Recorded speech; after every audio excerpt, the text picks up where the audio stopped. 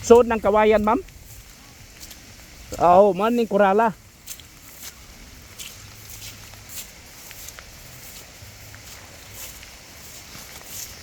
Actually guys, this property was kuan guys, ako'y nakabaligyaan sa una, no? I was the one selling on this property to the present owner, no?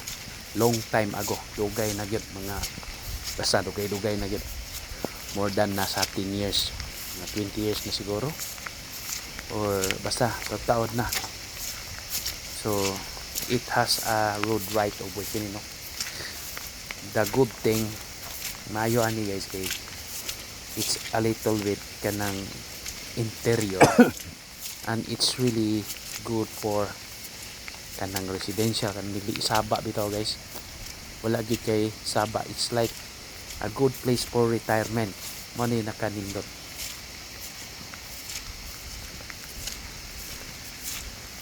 Oh, apil ba rin kanidi ay?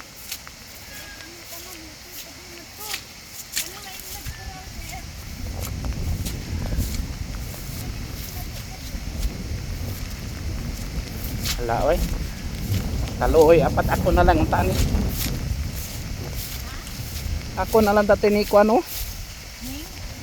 Ni tanaw ba dako manighawan di ay? Na dako dito kanay mo murag karaw sir.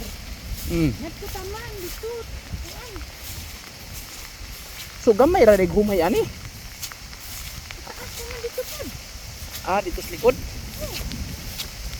So nindot kayo dire guys, pwede ka magbakahan or magkandingan farm ka dire. So dako kayo og hawan, no? Then there's still a portion of rice field. Dako pa pod ang rice field. So ikog ko sa caretaker kay siya magigak kauban. Although ako magigabaligyan ni sa una, nakalimot na gyud ko long ago. Ni-contact lang ako ang owner kay gusto lagi niyan for sale na.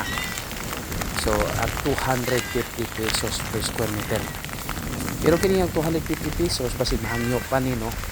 Ato na lang ning i-negotiate in the future kung makagusto gyud ta, no? Ato gining i-negotiate. So kini nga property na po ni siya deep well, na po ni farmhouse. Ang farmhouse na guba na lang, no? So, wala naman si sir mo balik-balik sa kuan. So gisalig na lang niya sa caretaker. Si ma'am nag-una dito sa Basakano. Tudlo niya ang basak nga sulod.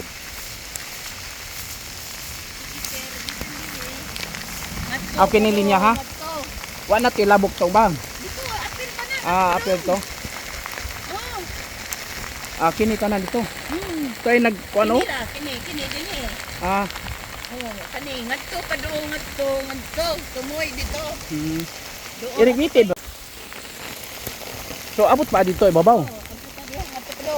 Dito. Ah, sige lang basta mo na ya, mo. Kapay ibabaw siguro unahan siguro. Oh. Ang katong kanik ha, asa tong kanik ha? Taga Baklayon may nakapalit adto. Tapad man ni. Na siguro Dili abot to niya ani. basta kayo usahay mo bahinan oh, kurinta. Kuring ka sako. Oh, bisa mo abot mo ng 200. 200. Basta ko. 200 ka sako. Kaya sa Basta kayo maayo sobra kasi. mas maayo pa kini o palito ni, mas maayo pa ni kadako pasag mga kuano. Dako pag makuan ang mupalit diri ba? Taman atong naay Gemilina, no? Oh, ngadto tanan dito sa kuan. Ganyan nakakaraw. Ngadto pa doon. Ah, kini nakatural. Kada. Likod para di ang kuan. Okay na ma'am.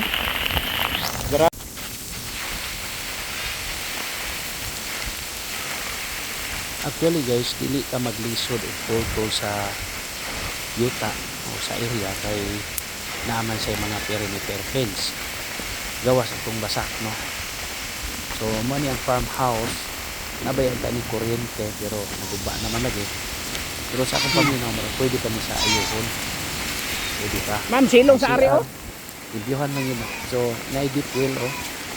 Pwede kita rin or siyahin man lang kita. So, silong sa ari. Hitabo ato job ni. Lantaw oh, daghang kay tubig guys. super kadaghan. So actually para nako di sa kaingon malugi yun no kung ano gining paliton. Upat man sa ka hektarya, imagine 4 hectares. So murag matunga ni guys kung balanse katungaan murag 2 hectares ang rice field o 2 hectares pod ang upland. So mo na yung nakanindot no. Kasi nung bakit